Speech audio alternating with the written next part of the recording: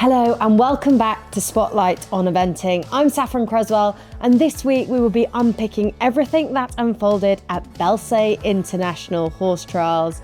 We were lucky enough to witness some of the best event horses and event riders in the world competing there, particularly in the 4-star class where the cream really did rise to the top. Not only this, but we will be unpicking Marbach, the first leg of the Belsay Nations Cup series, and also looking forward to Osberton International and Millstreet International.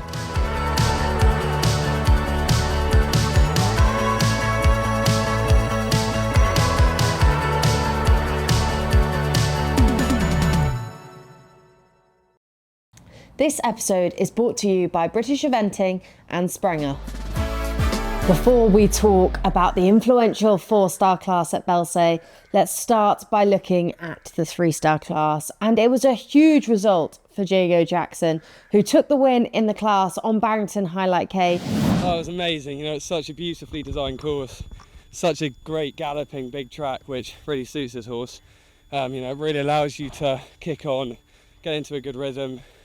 And yeah, just overall a great course. Loved it. But in the 4-star, none other than Laura Collett and London 52 took the win. And it was just a great result for them. Watching them fly around the cross country, looking just phenomenal. Laura said that he was particularly fresh in the first phase. So we did wonder whether she would set out and mean business around the cross country, and she certainly did. She was able to knock Ros Cantor off the very top of the leaderboard to take the final win. Caroline Harris and D-Day managed to take second place in the 4-star. The time proved impossible to get, but they were the fastest round of the day, picking up 3.6 time penalties, trying to prove to the selectors that they are worthy of heading to Aachen, I'm sure. And in third place, Ros Cantor and Isolot DHI. A great performance for them. They will be heading to Le Moulin in a few weeks' time, so good to get that run under their belts and it be a success. A couple of other riders that I think are worth a mention. Alice Casper and Topspin. So nice to see that lovely, slightly older horse out and enjoying jumping around Belsay and going fast as well. And the other horse that is definitely worth a mention is D'Artagnan, ridden by Tiana Coudray. A beautiful round by them. They didn't look to be going that fast and managed to come home with 8.8 time penalties.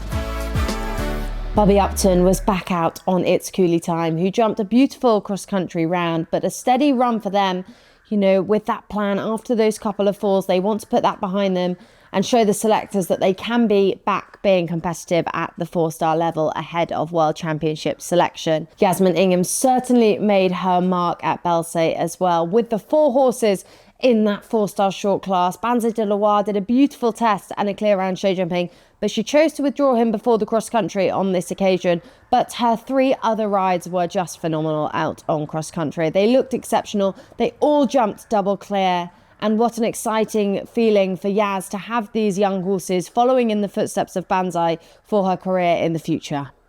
Gemma Stevens, another rider that we know will be contesting for the World Championship selection in Aachen. She came forward on a number of rides at Belsay. Unfortunately, she had a fall on Chile's Jester, who went out first in the 4-star short class. But she also had Chile Morning the 4th, and he was beautiful in the dressage, did a very, very nice test. And still such a young horse to jump then round, jump with one rail down in the show jumping, but that all-important clear cross country. And he is actually a clone, and I got to catch up with Gemma to hear a little bit about how it works being a clone and what it's like riding a clone as well. So I'm here with Gemma Stevens. 4 horses here this weekend at Belsay, one of them being Chile Morning the 4th, 28.8 in the dressage. Were we pleased with that? Yeah, really pleased with him. He's really grown up since last year. He can be really random and spook at flower pots and be quite naughty about it. So I was really pleased that he went in and actually showed some work that he's been doing at home, which is really nice that we can go in the ring and now start showing that. His changes are not yet established, so when they get established, it's going to be a really good score. It's going to be really exciting. And he's also a clone of the Chile Morning. I don't know how much you know about the original Chile Morning, but how is it riding the clone? I was actually talking to you earlier about their markings being different between the 3 of them. Yeah, so how does that work? So when the embryo is being made, and please, I'm no scientist, but when the embryo is being made, the white moves and changes within it. So the only thing that's really different in their looks is their white bits. So mine actually has the most white. He's got the sort of 4 quite big white socks, whereas the other 2 have less white on their legs. Wow. And mine's got some cute dots on his neck as well. So yeah, that's the only thing that really moves. But they are genetically identical. If you was to take bloods or do a biopsy, they are basically 99.999% identical. Wow. So yeah, and I knew the original very well. Obviously I didn't actually compete him, but he retired with us. So I got to ride him a bit at home, and he was a wonderful, wonderful horse. Obviously I rode him in his retirement, and he was an old boy by then. But and obviously these guys are young horses coming up through, but there are so many similarities for sure. Things like in the way they go, even the bit they wear, stuff like that is quite strange, yeah. And really, really interesting. Yeah, as well. it's really interesting, and it's just a cool project. Really, Chris and Lisa absolutely adored Tilly. He was literally their heart horse, adored him, and wanted to give it a go. It's more of a fun project really for them, and they just love following it, and yeah, it's really interesting. Well, best of luck for this weekend. Thank you very much. The cross-country in the 4-star certainly caused its fair share of problems, but in particular early on in the course, 6AB, the Making Air Belsay drop combination. There were horses stopping at that huge drop. I think it just came so early on in the cross-country course that the horses didn't quite expect it after the rail.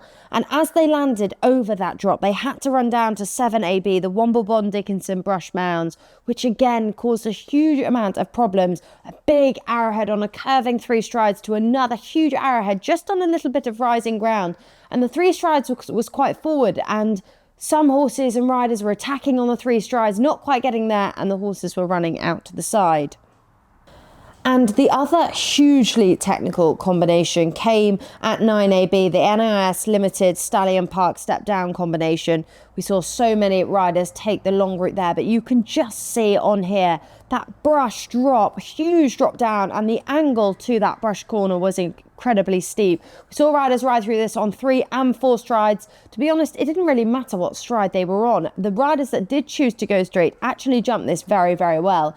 And it rode significantly well as well across the country. But I also got to catch up with Adrian Ditcham, the course designer at Belsay, and I wanted to unpick how he found and how he thought the cross country had ridden post the 4-star. It's so hard as a course designer. They build these courses and they never quite know how they're going to ride. So let's hear from Adrian. So I'm here with Adrian Ditcham, course designer here at Belsay. It's Sunday morning. The calm after the storm, shall we say. Yesterday was 4-star cross country. What were your thoughts on how the course rode yesterday? I think on the whole, I haven't unpacked it all yet in my head, but on the whole, I think it was a really good day. I think, we obviously had some great combinations, some very experienced combinations who probably made it look pretty straightforward, and some less experienced combinations. So for me, I think it was great. The direct routes worked really well. The longer routes were well used, I think, at the water and in the Stallion Park, which as we call it. So for me, I was generally really pleased. I think it was a good day for the sport. And I think as well, these riders, I guess you're knowing you've got to set them up for the likes of Lamoulan and Bramham. Is that in the back of your mind when you're building a course like this? Yeah, definitely. And I had a bit of a chat with Andy Heff, who obviously does Bramham, back in the autumn, and I think we tried to set some questions that are going to help those horses, but also we have to make sure there's suitable alternatives for the guys that perhaps might be their first advance, and I know we had a few first advance timers here yesterday, so yes, we're definitely looking at that Lamoulan and Bramham pathway. And time was actually impossible to get yesterday. Is that what you expected? As it's all, I always think course designer role is really difficult because you never quite know how it's going to pan out. Is it what you expected, or why do you think that was? It kind of was, actually. I think when we ran this fixture last year, when we obviously replaced Chatsworth, we went in a slightly different direction, as you know, and the time was pretty tough then. And I think the topography here is, it's really difficult. We're running through woods, there's lots of ups and downs, there's some steps, and actually there isn't many places they can really travel at that top speed apart from the beginning part of the course. So it was always going to be tough, I'd say. Perfect. Well, it was a great track and looking forward to seeing what you have unfold next year. Yes, yeah, we've got plenty of plans, I think. So I've already got together with the course building team and we've looked at some different things. So we'll keep it getting better. Brilliant. Great to hear from Adrian there, and also really exciting to hear what his plans will be going forwards to next year as well. And really interesting that he chatted to Andy Heffernan. We know that Belsay is the replacement for Chatsworth, which is setting horses up for the likes of Bramham and Lamoulen. So great to hear that they all work together to really educate the horses and set them up for success at these big events later on in the season. And if you want to improve your cross-country performance, then head over to the Be Prepared website, where Katie Williams talks about how to warm up your horses successfully to give them confidence when out cross-country. Not only did we have Belsay International on this weekend, but we also had the first leg of the Eventing Nations Cup series being held out in Marbach. And it was Team Germany that took the win there on this occasion. Michael Young also took the individual win with Fisher Chipmunk FRH, the first international start since their incredible silver medal last year at the European Championships at Blenheim.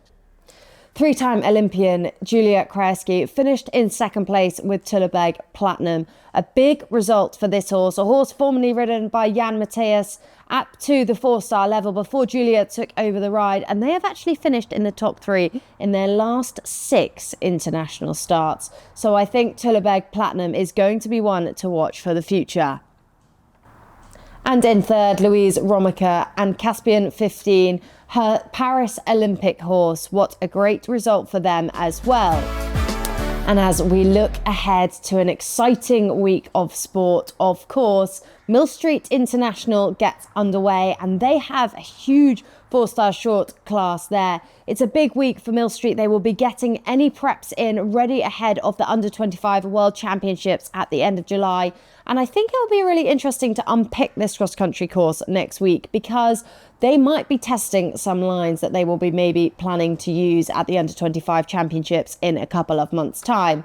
A rider heading out there is Janelle Price. She takes forward Grappanera, Senor Crocodilo and Captain de Hussed. So she will be heading out and I'm sure wanting to be competitive in the 4-star short class. And not only this, but some of our world contenders, Irish riders, will be competing in the 4-star short. The likes of Sam Watson, the likes of Joseph Murphy and Sarah Ennis, all contesting in that 4-star short class as well. Another British international happening this weekend in the name of Osberton International. There is a 3-star class there. Ros Cantor brings forward 3 rides in this class. Sarah Tyndall also comes forward with Classical's Eurostar. I know a horse she is hoping to take to Bramham. And young riders Finn Healy and Jemima Howden also competing in the 3-star class. So we can't wait to see how that unfolds next week. A huge thank you once again to our sponsors, British Eventing and Sprenger. That's all we've got time for this week. I can't wait to unpick both Millstreet and Osberton next week with you, so join us then.